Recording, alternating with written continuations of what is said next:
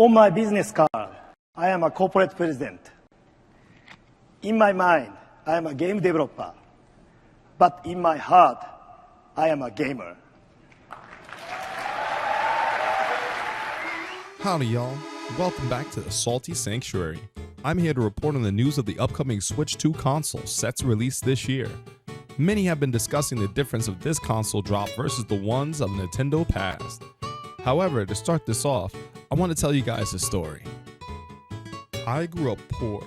We never had the money to buy expensive new video games and often rented them. The one exception was Nintendo consoles and their titles. The games didn't always look the best, but you always got what you paid for, especially with the first-party titles. I was able to fill my library with games at a third of the cost that most of my friends were. With no access to a PC or other modern consoles, my Wii was my social outlet. I connected with people from all over the world with a $3 web browser app. While most of my friends were being berated by grown men in Call of Duty lobbies, I found clan communities for COD Wii players, where the atmosphere was very different. Many of the players were around my age, and although limited, we greatly appreciated being able to have the experience without owning an Xbox 360 or a PS3. I understood at a young age that Nintendo's market was made up of people like me, not just people who enjoy the games and experiences, but also having another option.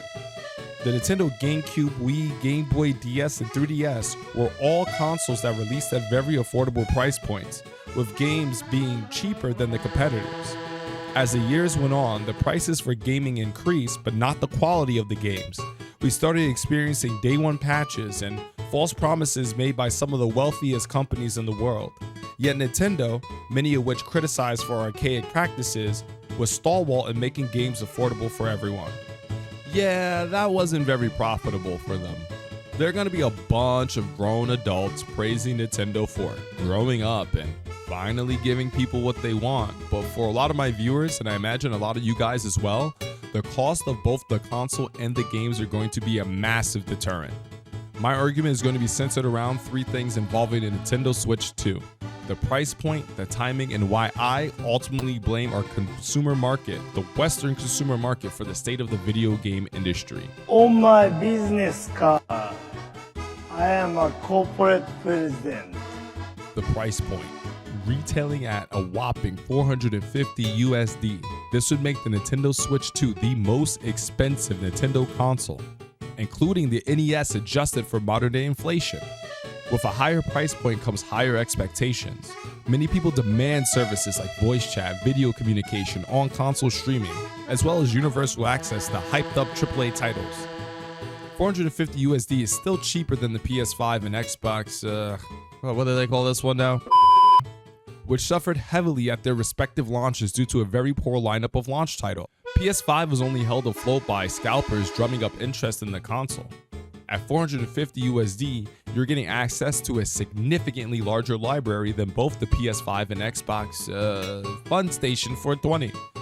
Nintendo is also allowing Switch 1 users to migrate their Nintendo Online services, which is like cool and all, but no mentions were made about the improvement of the online services. Nintendo introducing mandatory online services was definitely a clear sign of the direction, one that leaned more to profit than affordability for your average consumer.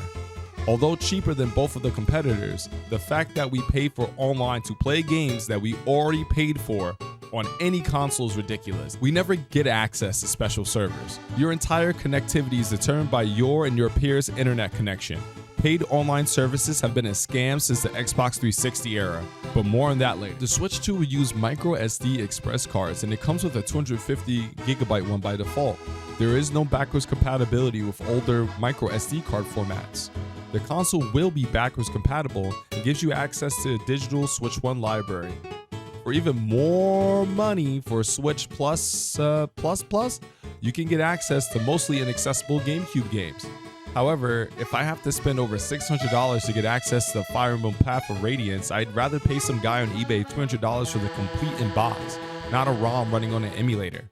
Although it is cool that some of the games will have online features and improved graphics, I can't find myself spending more for an online service, especially since I have a physical copy of a lot of those games listed. One thing to note is that you do get access to game sharing with up to 3 of your friends. Similar to old school PSN sharing and download play, two people can locally play a single game on multiple consoles. I'd imagine there being a lot of caveats with this, but this feature has been lost for many game generations. Many of you will say that Nintendo finally listened as you open up your wallet and pay $90 for shovelware or a port of Yakuza 0, but that is far from listening. Nintendo played a voice message from about 15 years ago and only decided that now was the time to make these changes. None of the console features are new to the market and has been getting redefined and standardized since Nintendo first started making online games. One of the things that I respected about the company was limited online connectivity with games that primarily have children as an audience. I don't care what anyone else says, there are some weirdos out there, and making comms difficult for those people is well worth the effort. We definitely do not do well making safe spaces for kids online, often pushing them to the side out of annoyance. But the issue is real. Children get preyed upon and misled, especially in communities that are mostly built for them. How many Minecraft and Smash weirdos do you know? Backtracking from this stance to only introduce some half-conjured Discord substitute doesn't scream bang for buck, and I imagine there would be a lot of unhappy parents. Now, this is my favorite piece of the puzzle. I blame you guys. Well, to be more specific, I blame the Western audience. If the 3D Pokemon game sucked, why'd you buy it? If Nintendo Online was too much, why'd you pay for it? No one told you to buy DLC in Fire Emblem Awakening, which is a single-player RPG game. Nintendo owners have been sucking it up since Nintendo began to change their business model. If I buy this, it'll get better mentality is what is landing us in this mess. We all know that Nintendo's the type of company to readjust every time their sales tank. Looking around them, they see loot boxes, day one DLC packs, outsourced first-party games, and their competitors basically using their vast wealth to outmarket the competition. We had an opportunity to put this type of pressure to make sure the developers of these games, the actual people who give us lifelong experiences, are paid well and not crunching titles out in less than a year. Most of you don't care as long as you get the product, but the lack of awareness and care has brought us to this exact moment. $90 Nintendo games. A lot of these games are just port titles that many people have played already in the past, unless you are somebody who only has access to a Nintendo console. Now you gotta shell out more money for a dated game that exists for $30 cheaper on other markets.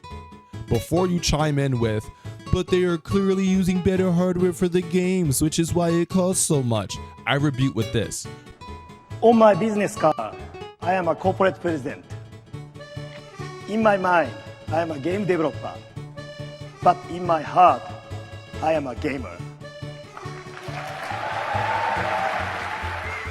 This is not going to be a day one sale for me.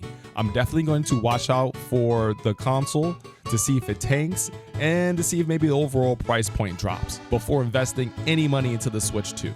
At most, I'd recommend Switch 1 owners with very large libraries to set on the console for a bit.